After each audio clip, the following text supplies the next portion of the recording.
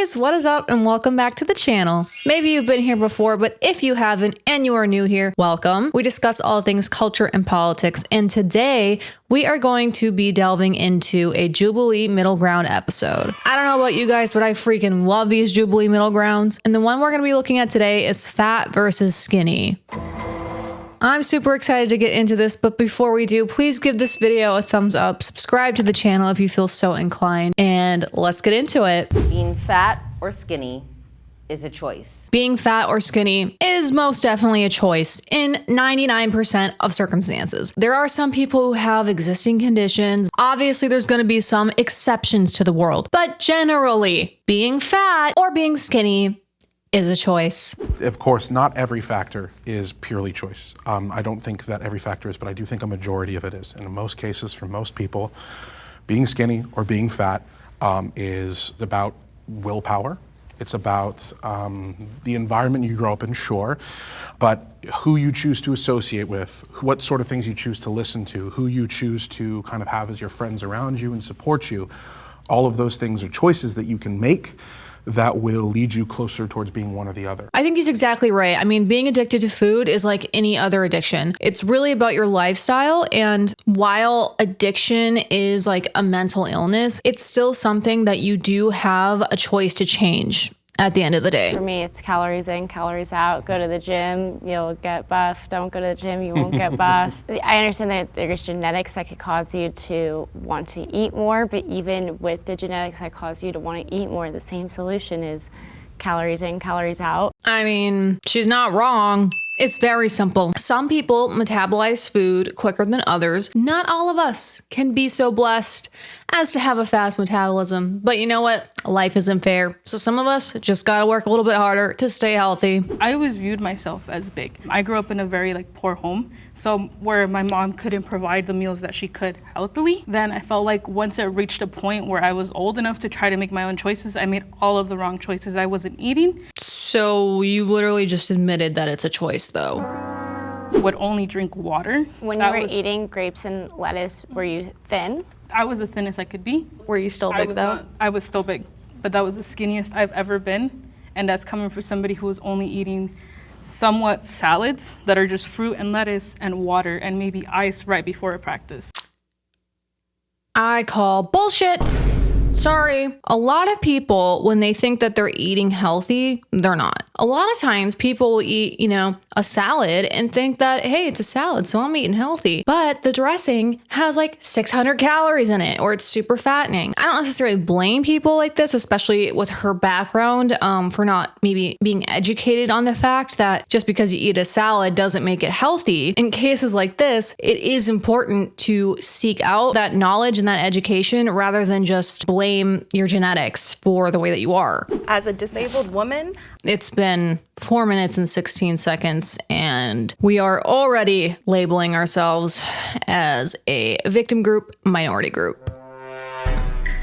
Could have called that one. can't do a lot of the things that people say, calories in, calories out. Oh, you got to go work out and exert it. What do you mean you can't control your calorie intake just because you're disabled? Bruh. Yes, you can. Maybe you can't exercise, but you can control what you put into your body. You can control your calorie intake. There's a thing called set points. There's a ton of research on it, that your body likes to be at specific weights. It likes to be in a specific way. Okay.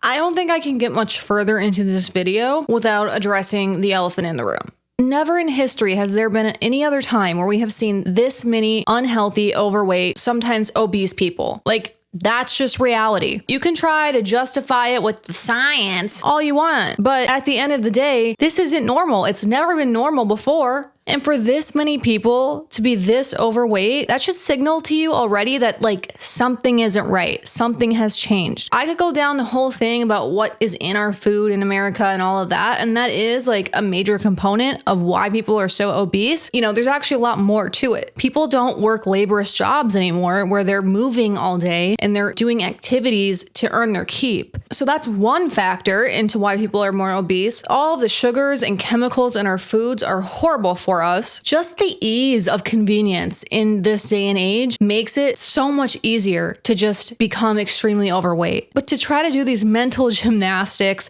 and all of these justifications, leaning on fake science to say that it's normal for people to be this overweight is like just pure nonsense, and you're not gonna convince me of that, honey. So if you are fighting yourself to lose weight by not eating, over exercising, and you are damn near killing yourself to be at a specific weight, your body's unhappy. Okay, but you're not killing yourself by being extremely overweight?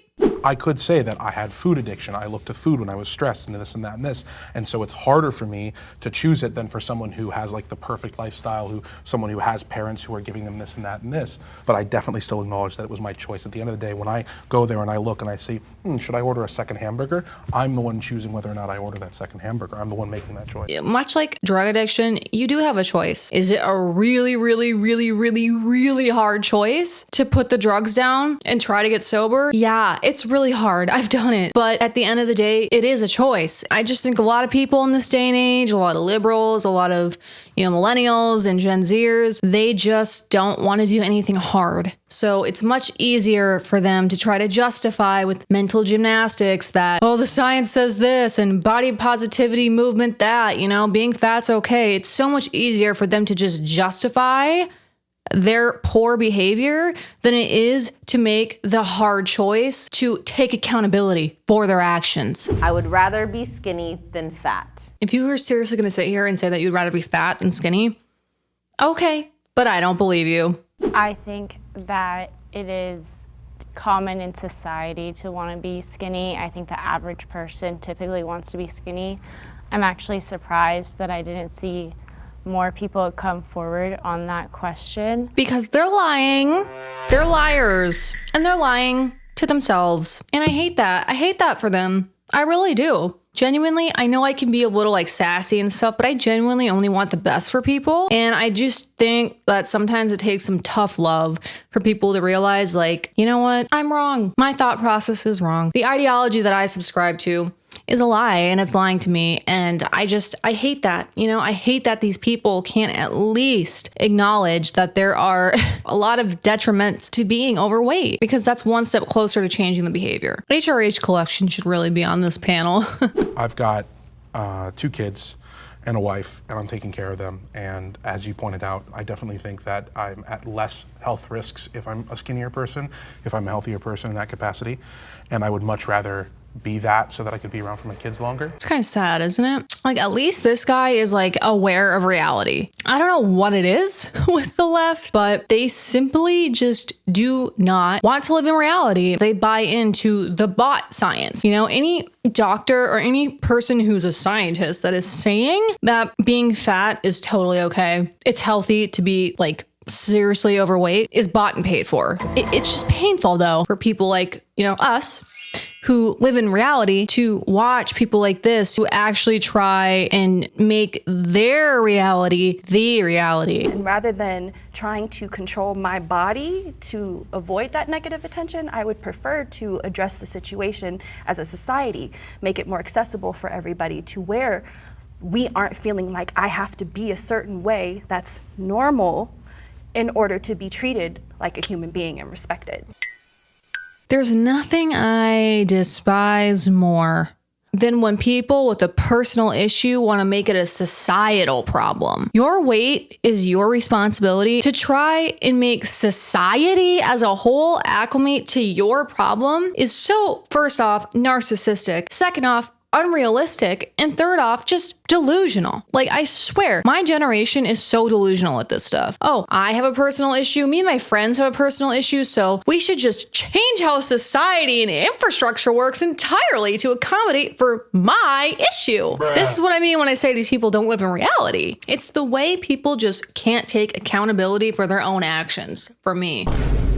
I guess it depends on what you mean when you think of the term skinny. Are you thinking of just an average weight person, or are you thinking of how you are now? I'm the average weight for women in America. Yeah, if we're talking about an average, I'm gonna be the closest. You're the average now, but that's not what the average used to be and should be. 39.6%, so basically 40% of adults in the United States of America are considered obese. There is such a gap between the research, because the research has a huge fat phobic bias in it. Not the research, not the fat phobic research. The liberals love the science until the science doesn't benefit them. So then they just force their agenda on scientists and doctors to skew the science. So your science, because it doesn't even matter anyways. And there has been research that shows that they aren't, even especially during, let's say, COVID and the correlation between obesity. Not COVID. Don't bring COVID into this now. They rushed through those studies so fast because in society's mind, oh, of course a fat person is going to equal someone who's going to get sick faster, is going to get sick easier.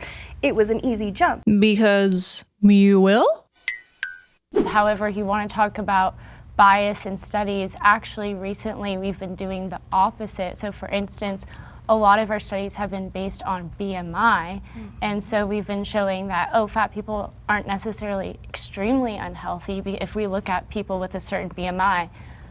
However, bodybuilders also have a really high BMI, and so they get counted into that category, and so it wasn't until very recently that they equated for that mistake, and it shows, oh my goodness, being fat is actually extremely unhealthy, like way more unhealthy than we ever realized. It doesn't take a genius to figure out that being overweight is really bad for you. Literally all of the extra literal pounds on your body is horrible. It's super hard on your knees and your joints because in your ankles, because it's carrying all that extra weight that it's not intended to account for. It's bad for your organs because it's squishing them with all the extra fat. It's harder to digest foods and stuff. Not to mention gut health. Gut is considered like your body's second brain. So that can affect your mood and depression and anxiety, things like that. Being fat affects almost every single part of your body negatively. And to just act like all of that isn't true and that the science is just fat phobic is I can't. America has an obesity problem. The obesity problem in America speaks to a larger issue. Our society is obsessed with overconsumption, instant gratification, and underproduction. All people in America want to do is consume.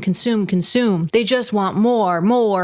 All the while not outputting anything more themselves. It's so off balance and frankly disgusting. Whether it's food or watching TikTok, watching Netflix, door dashing, drinking, smoking weed, whatever it is, Americans want to do a lot of it and they want to do it right now. I think we have a problem with how to treat obesity. I think we have a problem with how to make it so that it is not an epidemic. This is a systemic thing, that we are in a society and in an environment that breeds this. Not systemic. Not the systemic issue coming into play. Halfway through the video, I knew it was coming. They're encouraging it with media. So And the mukbangs, I was literally gonna bring that up, the mukbangs and all those videos that just come up to trends for people not to do only it as the well. mukbangs, but also Lizzo and other big media. I'm sorry. There's a That's a big different- difference between the people who are telling people go out and get fat versus a I love Lizzo myself who's saying fat. accept me Yeah. the way I am. She's not just saying accept me the way I am. She's dressing extremely scantily clad and then saying if you don't think that it's normal for a morbidly obese person to be wearing a G-string in the middle of public, then you're the problem. And they're trying to normalize society to this obese culture, which is extremely unhealthy. She's glamorizing obesity. She's made obesity her entire identity, her entire brand. And do you know what that signals to a bunch of young kids who also want to be famous because we live in a society that wants more and they want it now and they want attention and they want more of it and they want it now? Oh, well, maybe if I'm just fat, I can be famous like Lizzo. They want you to think that being fat is being special. Of course they want to normalize it because the people in power in this country want to normalize everything that is bad for you. But what's the difference between a obese person, myself, walking around in a G-string or a bathing suit, as I do almost every day, and a skinny person? Is it okay that the skinny person is doing that?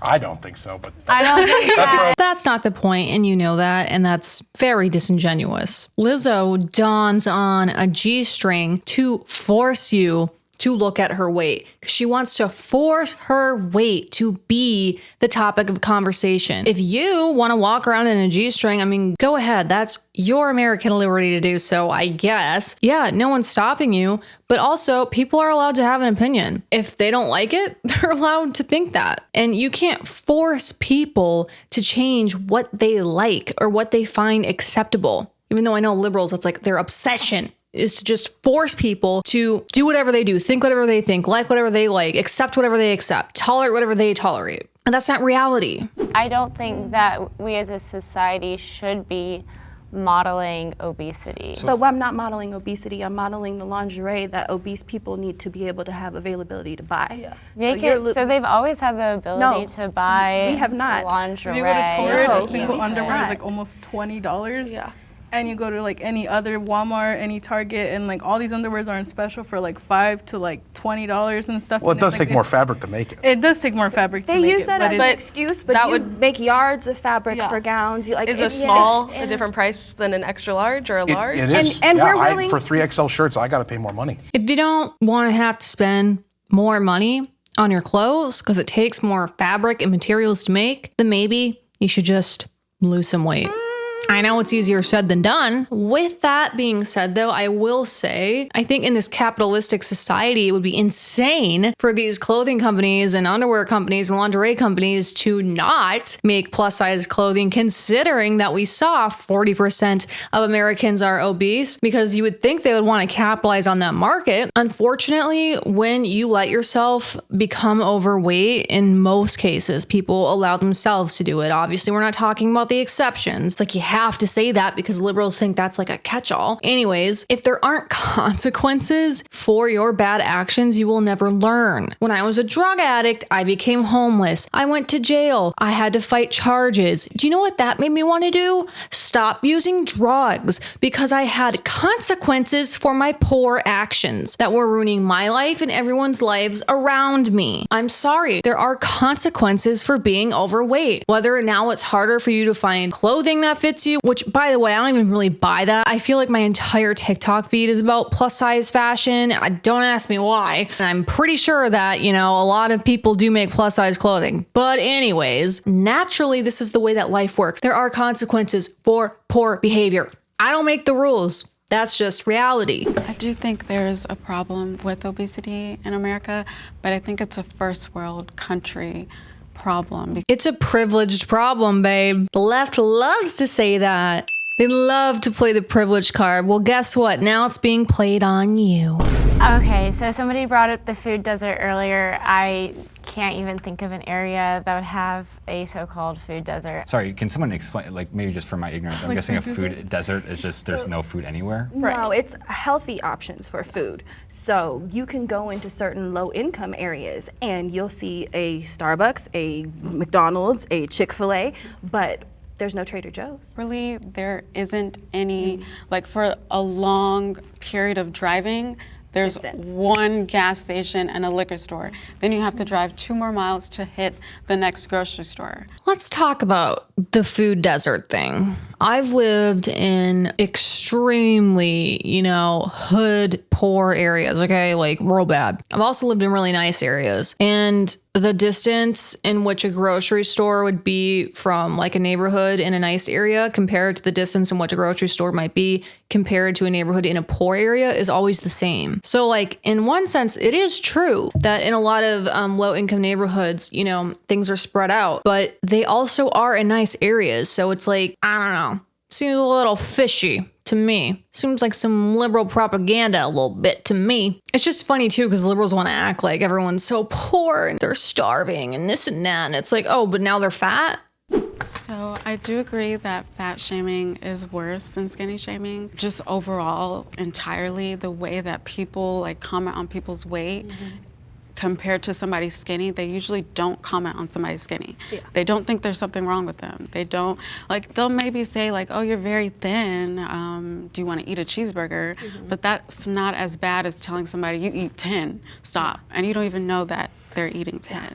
Obviously, I will say, like, it's never right to comment on someone's, like, weight, especially unprovoked. So don't be doing all that. That's rude. Fat shaming is a systemic problem.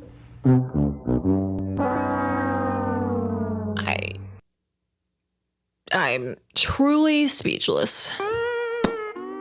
Why is everything a systemic problem? Yeah, people commenting on your weight, it's the damn government's fault. You know, there's a lot of things that I blame on the government, but it seems like a stretch, I'm not gonna lie. I'm just waiting for someone to say how fat shaming and being fat is because of white supremacy. Like, we know it's coming. You're not gonna not get a job because you're too skinny. Skinny bodies are praised in our society, whereas fat bodies, like, I don't get it as often as other people, but I get a lot of comments on my Instagram that are saying like, you're really beautiful, but you would look a lot better if you lost 50, 60 pounds. There is a lot of people who are overweight in America. Most of them still work a job, but your weight says a lot about who you are as a person. But again, I really don't think this is as big of a problem as I'm sure these people want to act like it is. I don't know. It's very similar to those who want to put their pronouns in their bio, right? It says a lot about the kind of person that you might be. And sorry if a lot of people don't want to deal with all that. Shame as a motivator is a powerful tool. So the reason I sit over there is fat shaming worse than skinny shaming.